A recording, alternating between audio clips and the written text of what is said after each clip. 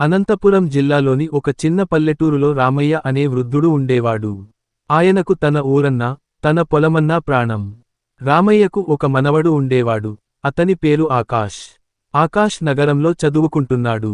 సెలవులకి ఊరికి వచ్చినప్పుడల్లా తాతయ్యతో కలిసి పొలానికి వెళ్లడం అతనికి చాలా ఇష్టం. 2. ఒక వేసవి సెలవుల్లో ఆకాష్ ఊరికి వచ్చాడు. కాని ఈసారి రామయ్య ముఖంలో మునుపటి ఉత్సాహం లేదు. ఊరిలో నీటి ఎద్దడి వల్ల పొలాలన్నీ ఎండిపోతున్నాయి. రామయ్య ఎంతో ప్రేమగా పెంచుకున్న మామిడి తోట కూడా నీరు లేక వాడిపోతోంది. ఇది చూసిన ఆకాష్ మనసు కలత చెందింది. 3. తాతయ్య, ఎందుకు అంత బాధపడుతున్నావు? వానలు పడితే అంతా సర్దుకుంటుంది కదా అన్నాడు ఆకాష్. రామయ్య నిట్టూరుస్తూ, లేదు నాన్నా, ఈసారి కరువు చాలా తీవ్రంగా ఉంది.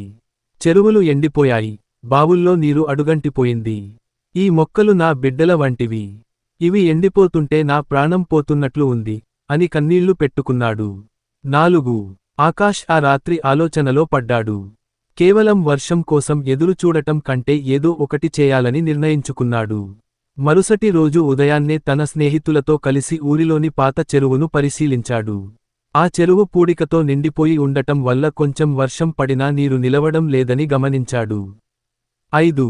ఆకాష్ తన తాతయ్యకు చెప్పకుండా సోషల్ మీడియా ద్వారా తన స్నేహితులకు, గ్రామ యువతకు ఒక పిలుపునిచ్చాడు. మన ఊరిని మనం కాపాడుకుందాం అనే నినాదంతో ఒక బృందాన్ని ఏర్పాటు చేశాడు. మొదట గ్రామస్థులు కొంచెం సందేహించినా ఆకాష్ పట్టుదల చూసి అందరూ కదిలారు. అందరూ కలిసి చెరువులో ఉన్న పూడికను తీయడం మొదలుపెట్టారు. 6. రామయ్యకు ఈ విషయానికి తెలిసింది. ఆయన కూడా తన ముసలి చేతులతో గంపెడు మట్టిని మోస్తూ వారితో కలిశాడు. అది చూసిన ఊరి ప్రజలందరిలో ఒక కొత్త ఉత్సాహం వచ్చింది. వారం రోజుల పాటు రాత్రింబవళ్లు కష్టపడి చెరువును శుభ్రం చేశారు. 7. దేవుడు కూడా వారి కష్టాన్ని చూసినట్లున్నాడు. వారం తిరగకముందే ఆకాశం మేఘావృతమై భారీ వర్షం కురిసింది. పూడిక తీయడం వల్ల చెరువు నిండుకుండలా మారింది. ఎండిపోయిన బావుల్లోకి జలకళ వచ్చింది.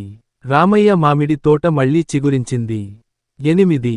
కొన్ని నెలల తర్వాత ఆ తోట నిండా తీయని మామిడి పండ్లు కాశాయి. రామయ్య మొదటి పండును కోసి ఆకాష్ నోటికి అందించాడు. నాన్నా, చదువు అంటే కేవలం పుస్తకాలు చదవడం మాత్రమే కాదు, సమస్య వచ్చినప్పుడు ధైర్యంగా ఎదుర్కోవడం అని నువ్వు నిరూపించావు. ఈ తోట ఈరోజు పచ్చగా ఉందంటే అది నీ ఆలోచన వల్లే అని గర్వంగా చెప్పాడు. 9. ఆకాష్ నవ్వుతూ, తాతయ్య, ఈ విజయం నాది కాదు, మన ఊరి ప్రజలందరి శ్రమది. ప్రకృతిని మనం ప్రేమిస్తే అది మనల్ని ఎప్పటికీ కాపాడుతుంది అన్నాడు. 10. ఆ రోజు నుండి ఆ గ్రామంలో నీటి పొదుపు గురించి, పర్యావరణ పరిరక్షణ గురించి అందరూ శ్రద్ధ వహించడం మొదలుపెట్టారు. అభినవ్ నేర్పిన ఆ పాఠం ఆ ఊరి భవిష్యత్తునే మార్చేసింది. 11.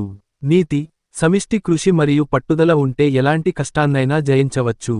యువత తలచుకుంటే సమాజంలో గొప్ప మార్పును తీసుకురాగలరు. దయచేసి లైక్ చేయండి, షేర్ చేయండి మరియు సబ్స్క్రైబ్ చేయండి.